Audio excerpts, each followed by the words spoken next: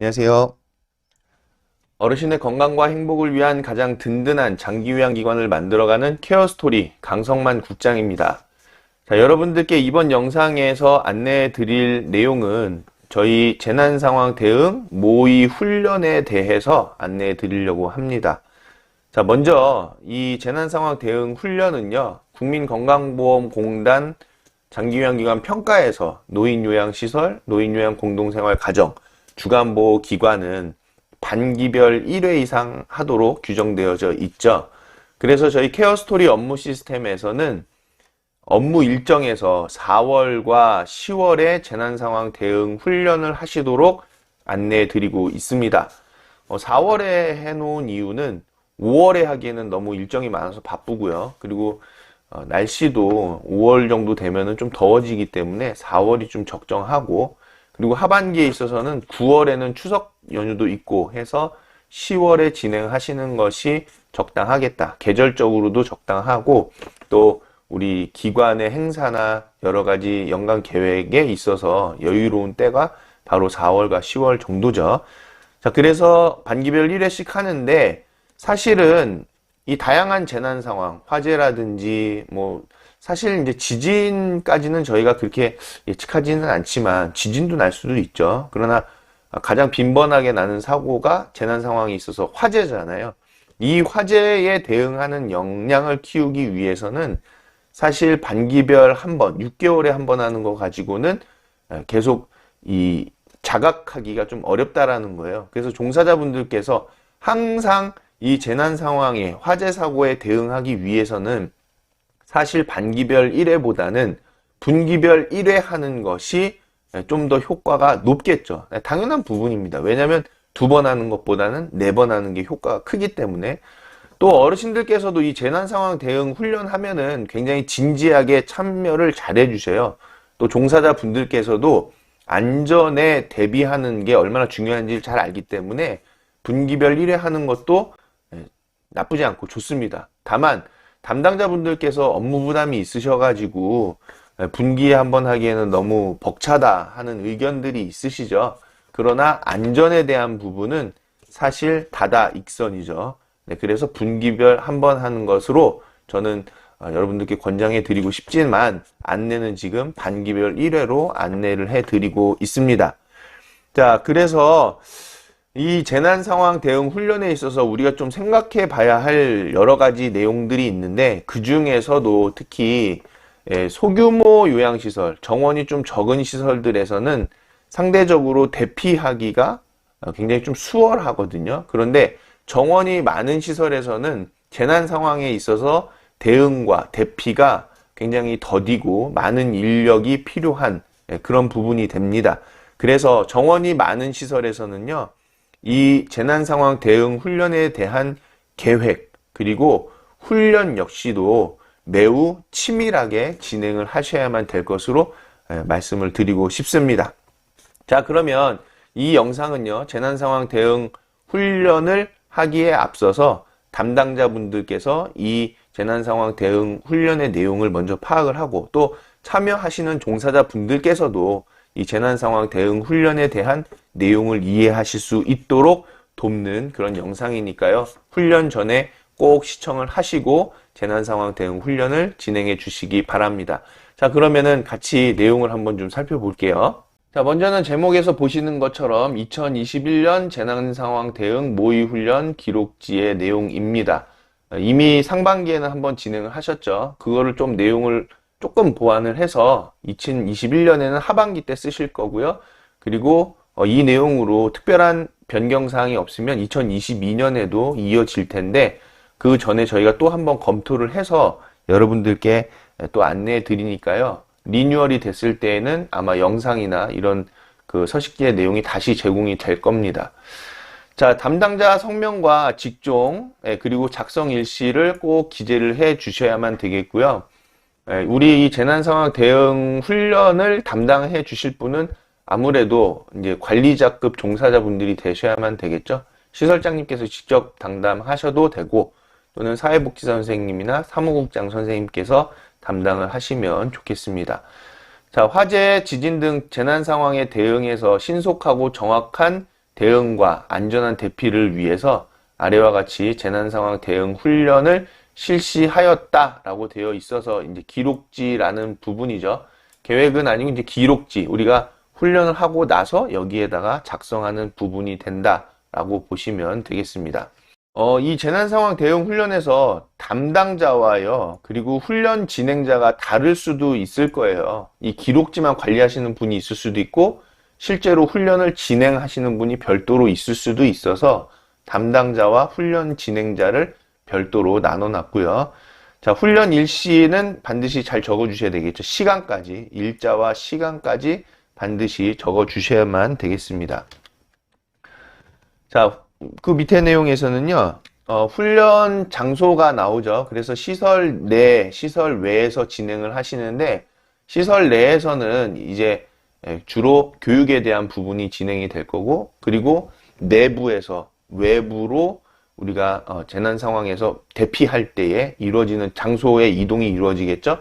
그리고 외부에서는 소화기 사용 훈련법이라든지, 그리고 우리가 대피를 할 때에는 어느 한 장소에 딱 모여야 되잖아요. 그래서 장소가 내와 외 이렇게 같이 되어져 있는데, 구체적으로 작성해 주시면 더 좋을 것 같아요. 예를 들면 시설 내에서도 어디실, 또 시설 외에서도 뭐 주차장이라든지 뭐 또 외부 어떤 그 공터라든지 그런 부분으로 작성을 해주시면 좋을 것 같아요. 자, 훈련 대상은 시설 종사자 및 수급자 전원에 대한 부분이죠. 단 와상수급자 어르신의 경우에 있어서는 건강에 지장을 초래하지 않는 범위 내에 수급자 어르신에 한해서만 진행을 하셔야만 되겠습니다. 자, 밑에 훈련 내용을 좀 보시면요. 먼저는 훈련 전체 개요 영상을 시청해 주셔야만 되겠죠. 담당자와 또 종사자분들 같이 시청을 하셔도 좋을 것 같아요. 지금 이 개요 영상이 지금 보시는 이 영상입니다. 자, 그리고 우리가 재난 상황을 대비해서 훈련을 하기 전에 이미 종사자분들별로 담당 역할을 지정을 해 주셔야만 되겠죠. 담당 역할이라는 것은 예를 들어 대피조, 또 신고조, 뭐 이렇게 역할을 나눌 수 있을 것 같아요. 화재 상황에 있어서도 그렇게 되는 거고, 그리고 재난 상황 훈련에 있어서도 어떤 소화반이라든지 소화팀이라든지 아니면 어르신들을 이동시키는 그런 팀이라든지 이렇게 구분을 하는 건데, 이동팀에 있어서도 야간에 근무하실 때에는 야간 종사자분들의 인원이 한정되어 있잖아요. 그래서 그 종사자분들마다 어르신 인원수를 따로 배정을 해 주시는 거죠. 그리고 그 어르신 중에서도 또 와상 어르신에 대해서는 혼자서 대피를 못 시키기 때문에 그때에 있어서 누가 이 어르신을 담당할 것인지 구체적으로 지정을 미리 해 두셔야만 이 훈련을 할 때 혼란이 없겠죠. 사실 우리가 재난 상황을 대비해서 훈련 전에 종사자별로 담당 역할을 해 놓은 걸 가지고 훈련을 하는 것이다 라고 이해를 하시면 좋겠습니다. 그래서 먼저는 이 영상을 시청을 하고, 그리고 재난 상황을 대비해서 훈련 전에 종사자별로 담당 역할을 지정해 놓으셔야만 되겠죠. 자, 그에 따라서 훈련을 시작해 보시는데요. 먼저는 화재 확인에 따른 불이하 연습부터 하시는 거죠. 자, 그리고 119 신고 연습도 하시고 화재 경보기도 작동을 합니다. 자, 이때 화재 경보기를 작동하면 소방서로 연락이 가거든요. 그럼 소방서에서 사전에 협조가 없으면은 출동을 하게 돼요.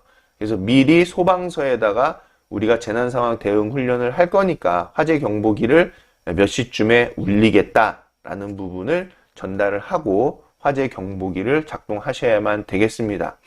자, 그래서 우리가 사실 이게 모의 훈련이지만 실전처럼 진행해야만 하거든요. 실전과 같이 하는 부분이 재난 상황이 벌어졌을 때 적절하게 정말 잘 대비할 수 있는 길이 되기 때문에 실전처럼 우리가 훈련을 진행해 봐야 되겠다는 거죠. 자, 화재를 발견했다는 가정하에 다 함께 큰 소리로 불이야를 외쳐주시고요. 자, 그리고 119 신고를 개별적으로 연습을 합니다.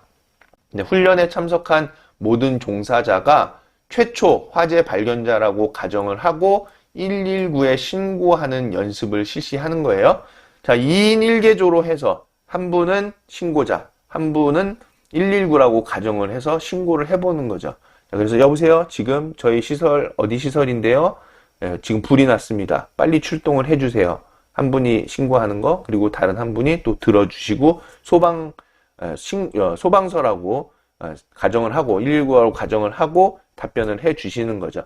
자, 그래서 신고를 할 때에는 우리 그냥 시설 이름만 또 얘기할 수는 없잖아요. 정확한 우리 시설의 주소라든지 시설의 정보를 정확하게 숙지를 하고 신고를 할 수 있도록, 신고하는 연습을 할 수 있도록 담당자 분께서는 미리 사전에 정보를 안내해 주실 필요가 있습니다.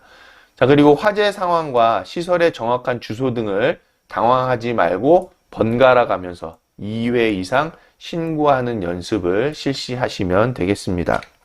자, 그리고 나서는요, 자, 119 신고 연습 후에는 소화기 등, 소화 설비 및 경보기의 위치와 사용법을 안내를 해 주셔서 종사자분들께서 소화기는 어디 있는지 또 경보기 위치는 어디 있는지를 숙지하시도록 교육해 주시면 되겠죠. 자, 이어서 소화기와 소화전 작동법 교육도 해주시고 실제로 연습을 해 봐야 되겠습니다. 자, 소화기, 소화전 사용법 영상을 제공해 드리니까요. 그 부분을 시청을 하시고요. 그리고 실전을 가정해서 소화기 사용 시연도 우리가 진행해 봐야만 되겠죠. 이 소화기 사용을 시연해 본 분과 안 해 본 분은 차이가 큽니다. 우리 기관에 종사자분들 많으시면요. 소화기 한 번도 안 쏴보신 분들 많으실 수 있어요. 핀 뽑는 법, 그리고 레버를 쥐는 법, 이런 거 전혀 모르시는 분이 있을 수 있습니다. 자, 그런 분들은 만약에라도 화재 사고가 벌어졌을 때 소화기 사용을 해야 한다라는 인지가 떨어질 수 있어요. 그래서 우리가 실제로 이 재난 상황 대응 훈련에 있어서 소화기 사용 시연을 해 보시는 것이 필요합니다. 자, 그런데 소화기를 사용하려면 당연히 우리 기관에 소화기가 어디에 있는지 그 위치부터 알아야만 되겠죠. 그래서 소화기가 어디 설치되어져 있다는 것을 안내해 주셔야만 하는데, 저희가 이 소화기 위치는요, 종사자분들께서 채용되었을 시점에, 그래서 신규 종사자 교육 때 우리 기관의 소화기는 어디에 있습니다라는 교육이 먼저 이루어져야만 되겠죠. 그리고 이 재난 상황 대응 훈련에서 상기시켜드리는 상황이 되는 겁니다. 신규 종사자 교육 때 소화기 위치에 대한 정보를 다 교육을 시켜드린 부분을 이어서 재난 상황 대응 훈련에서 소화기 위치 안내도 다시 한번 주지시켜 드리는 거죠. 그리고 개인별로 소화기, 소화전 사용 연습을 훈련을 해야만 되겠습니다.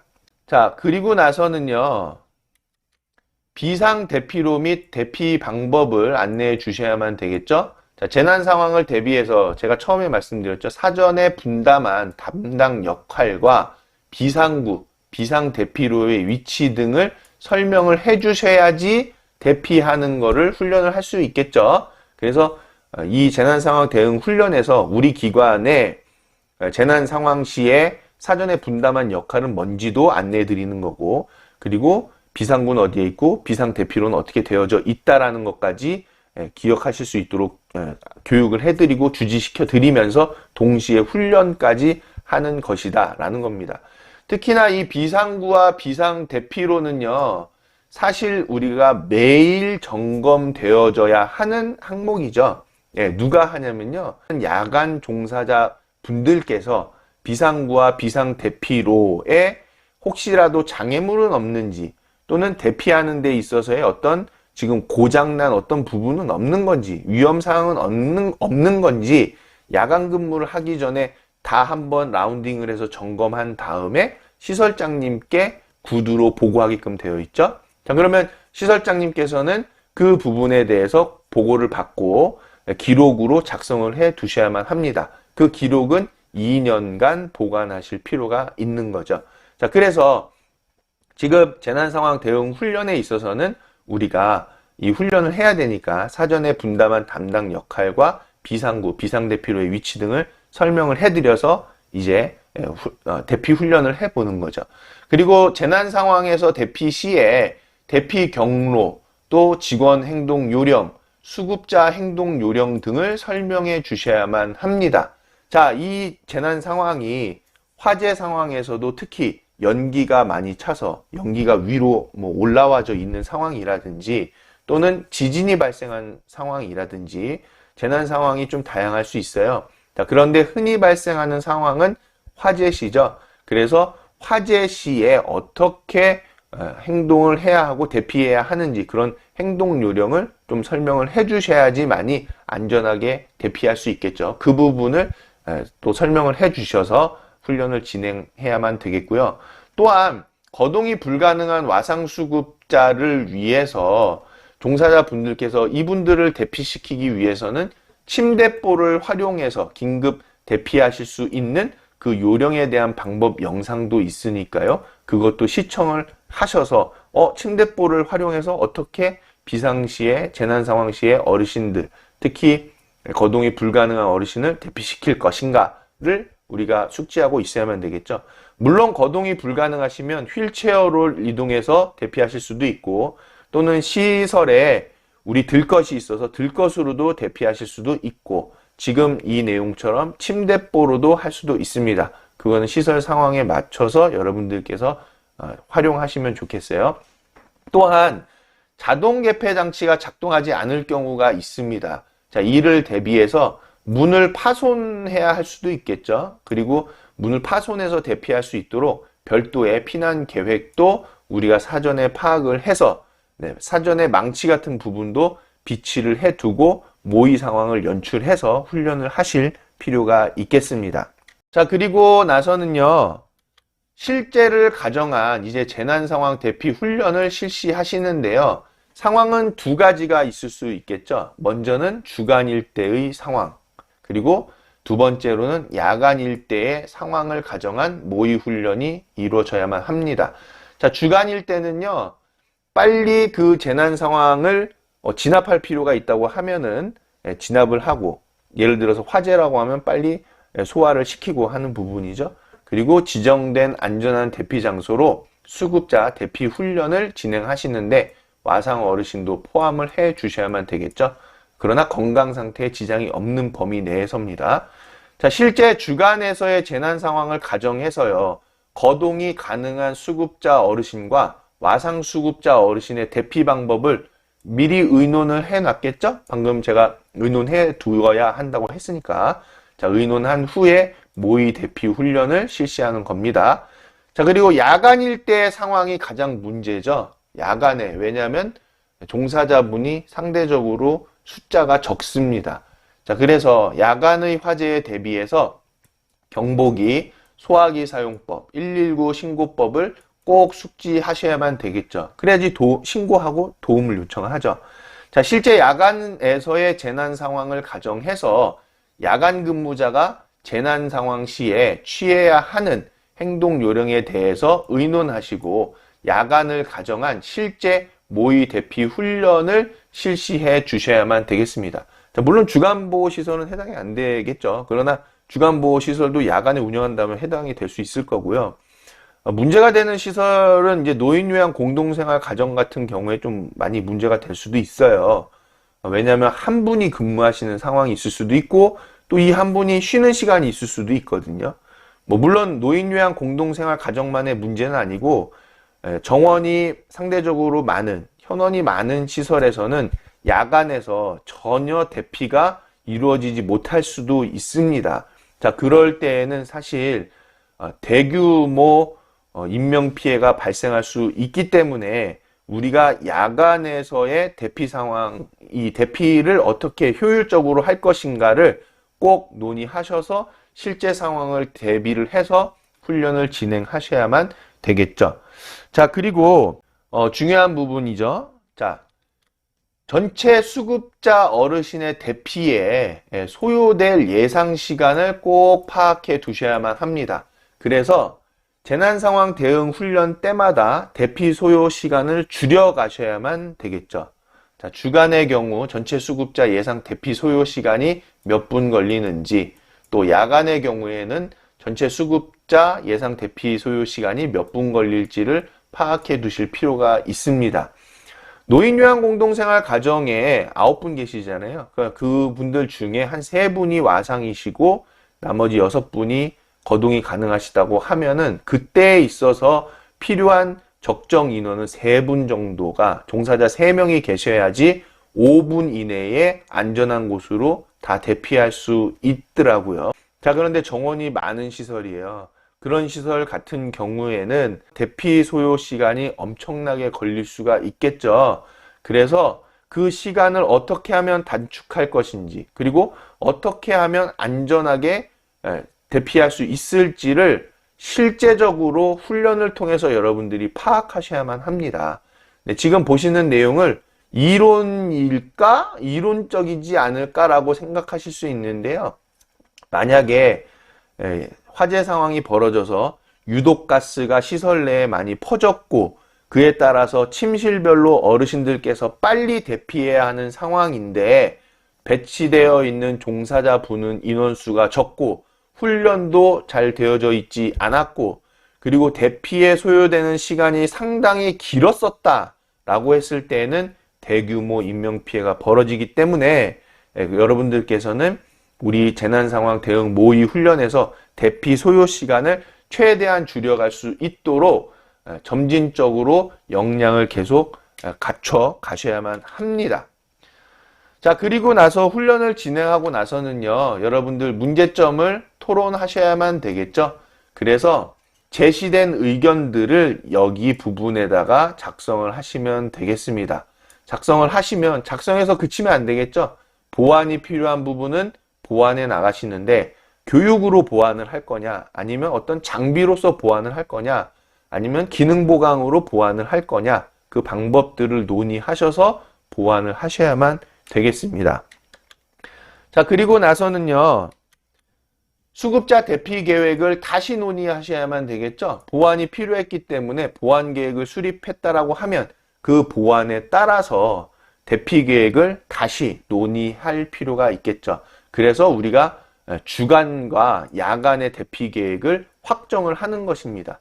그때의 종사자별 담당 역할과 피난 방법, 동선에 대해서는 구체적으로 계획을 이 부분에다가 작성을 해 주시면 되겠죠.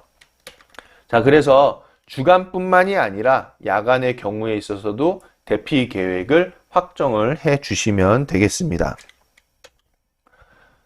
자, 그리고 나서는요, 재난상황 대응 훈련에 참석해 주신 분들은 서명을 다 해 주시면 되겠어요. 종사자분들에 한해서만 서명을 하시면 되겠고, 이름, 직종, 전화번호, 서명, 여기 서명 담아주시면 되겠고요. 전화번호를 적는 이유는 추후에 공단에서 뭐 평가라든지 그런 부분에서 증빙을 요할 때 직접 전화해서 확인해 볼 수 있도록 하기 위해서 전화번호를 좀 담아놨습니다. 자, 그리고 야간 근무나 휴무 등으로 인해서 훈련에 참석하지 못한 종사자분들이 계실 거예요. 그런 분들에 한해서는 소화기 사용법 등의 자료를 해당 종사자분들에게 배부해 주시고요. 화재 시 행동 요령에 대해서도 개인별로 별도로 안내해 주신 후에 서명을 받아주시면 좋겠습니다.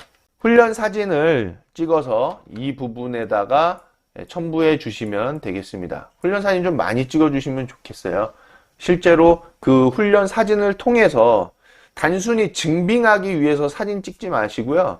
이 사진을 통해서 혹시 어떤 문제점은 없는지 좀 우리가 다시 확인해 보기 위해서 촬영하는 것이다 라고 이해해 주시면 좋겠고, 사진뿐만이 아니라 영상으로도 갖고 계시면은 더 우리가 분석하기에 좋겠죠.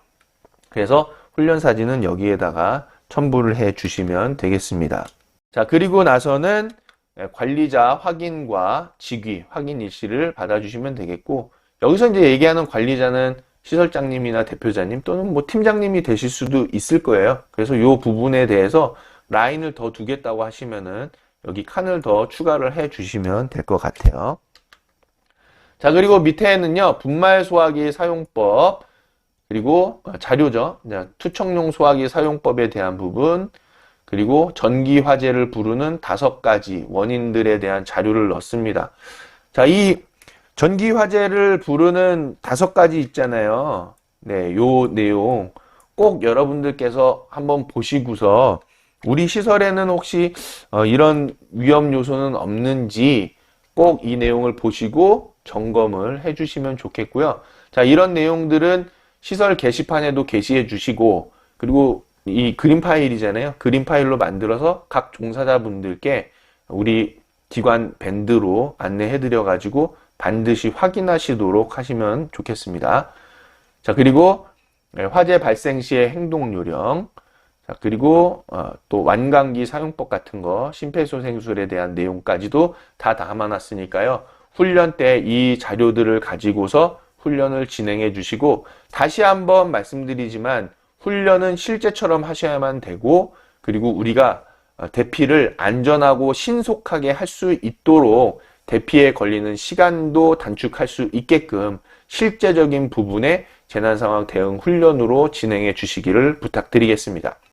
자, 이 내용과 관련해서 혹시 궁금하신 부분 있으시면은 언제든지 연락 주시고요. 또는 저희 업무 시스템의 댓글, 다양한 방법으로 연락 주시면은 부연 설명해 드리고, 또 자료도 추가적으로 만들어서 제공해 드릴 수도 있으니까요. 필요한 부분이 있으시면은 언제든지 주저하지 마시고 운영지원국으로 저에게 연락 주시기를 부탁드리겠습니다. 중요한 것은 어르신의 건강과 행복을 위한 가장 든든한 장기요양 기관이 되기 위해서 가장 먼저 확보되어야 하는 것은 안전이잖아요.